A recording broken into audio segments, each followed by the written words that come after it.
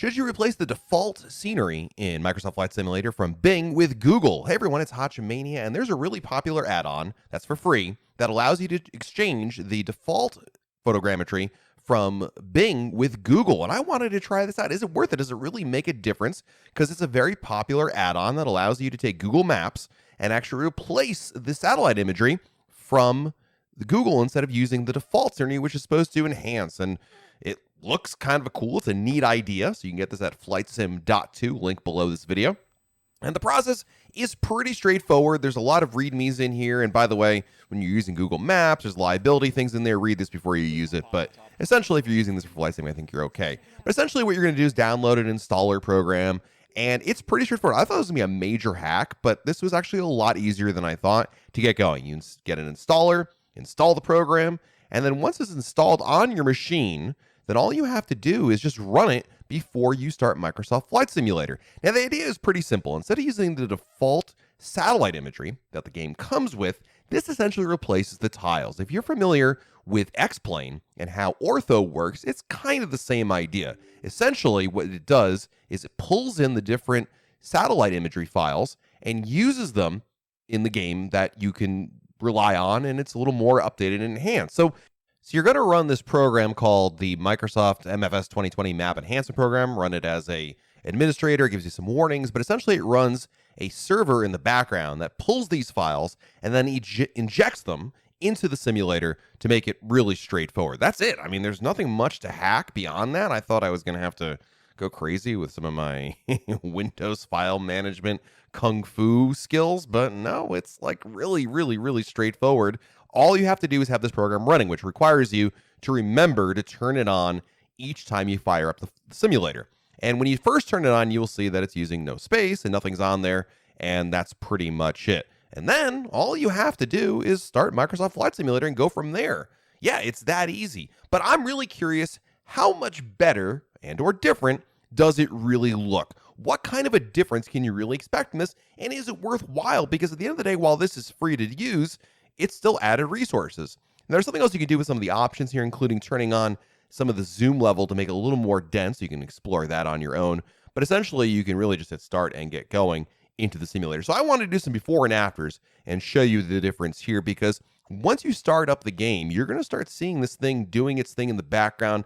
And in that bottom left corner, you're going to see that number go up. So I went into a couple different airports around the United States to see what kind of differences can we really expect if we spawn into these places to get a sense of what's really different. And the answer is you've really got to pay close attention to see what the true differences are. As the game loads in, you'll notice that those numbers go up and the files are being downloaded. Basically, as the game is loading in, the map enhancement program is pulling in the tiles that you're going to need. Now, it doesn't pull in the entire world all at once. It pulls in tiles as your simulator needs them, which is a more efficient way of doing it. It's more on demand. As you can see here, just in the initial load, a couple more loaded in over here. So we're here in Fort Lauderdale, Florida. And essentially what I've done is I've gone into the drone view to take a look around. So this is the before view in Fort Lauderdale. This is default without the program running. Pay close attention to the tile coloring. Now, I did have weather on. I probably should have turned the clouds off so that there's more uniformity to it. But I did this pretty close to when the before and after, so the weather shouldn't be too different. But essentially, from what I understand, the differences are going to be in the hues primarily, not so much the photogrammetry. So if you look at the tiles, especially around the airport, you might notice more of a difference in the colorization. Again, I think the differences are going to vary depending on where you are, time of day, weather, that kind of a thing. But essentially, the upgraded satellite imagery, or the new updated satellite imagery, may simply add a fresher, better look to it. It looks a little less drawn out. It looks a little more bright and colorful, which is essentially what I've read about as being the primary differences. And certainly, as you move around, you'll see a lot of that changing within the tiles.